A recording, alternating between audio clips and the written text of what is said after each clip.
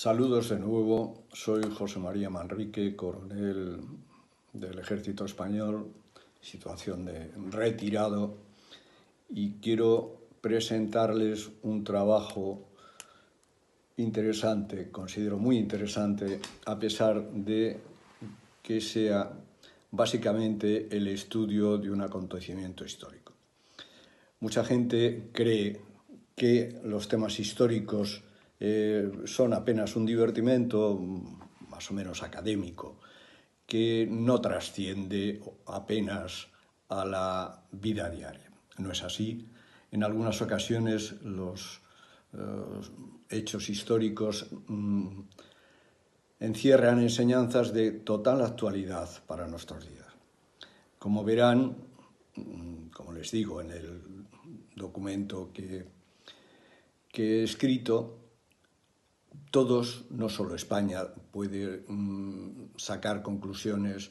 Muchas naciones hispanas han sufrido, están sufriendo acontecimientos similares que hay que tener muy presentes, hay que analizarlos profundamente para evitar que se produzcan en el futuro.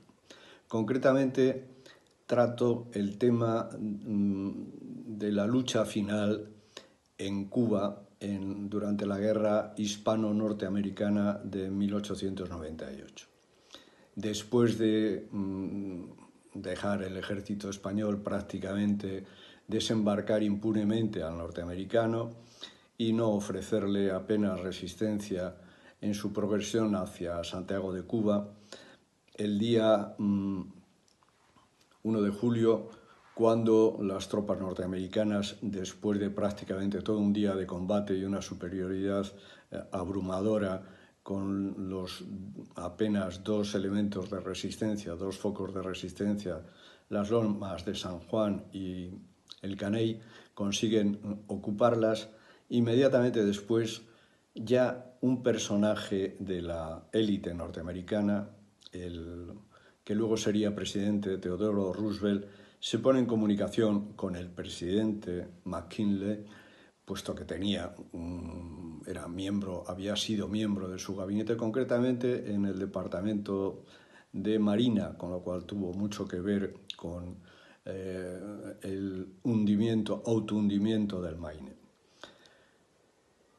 Repito, ese mismo día, a través de sus contactos, Teddy Roosevelt pidió al presidente norteamericano que les enviaran el mayor número posible de elementos de infantería, pero sobre todo de artillería, porque la resistencia española había sido tal que prácticamente estaban agotados. Bueno, pues no se hizo eso, y lo que sí que se inició es un proceso de negociación en el que se ve claramente que las élites masonas, las dos, en Estados Unidos la masonería en el gobierno ha sido prácticamente obligada, pero también en España y durante el siglo XIX y gran parte del XX, y en la actualidad lo sigue siendo, hay unos conciliábulos, hay unos acontecimientos que analizados se demuestra que prácticamente, como ya había pasado en el siglo XVIII, con los ataques ingleses a Santiago, una fuerza que desembarca en Cuba, una fuerza sin aclimatar, entre el clima, la resistencia y las enfermedades que ese clima conllevan, a poco que se les haga frente, se descompone. Prácticamente antes de firmar la paz, este mismo Theodore Roosevelt incita en la práctica una casi sedición, una casi rebelión, porque las enfermedades en las tropas norteamericanas estaban descomponiendo el ejército, y al no hacerle caso las autoridades militares, lo filtró a la prensa.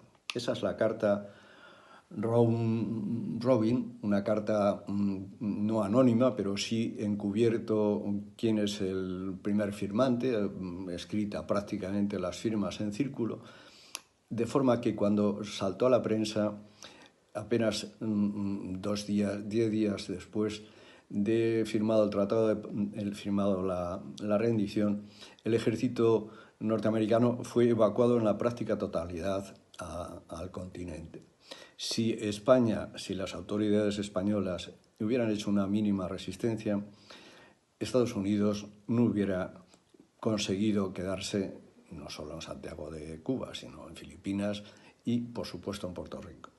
Las enseñanzas de este episodio histórico, muy documentado por las dos partes en el documentado, en escritos, en acontecimientos, en los dos lados de la guerra, contendientes, es fundamental. Es aterrador el poder de las sociedades secretas, voy a decirlo claramente, de la masonería en estos acontecimientos entre las élites sajonas y las élites hispanas. Algo que venía ocurriendo, por cierto, desde el comienzo de las guerras mal llamadas de independencias. De nuevo les ruego, léanlo, véanlo. Gracias.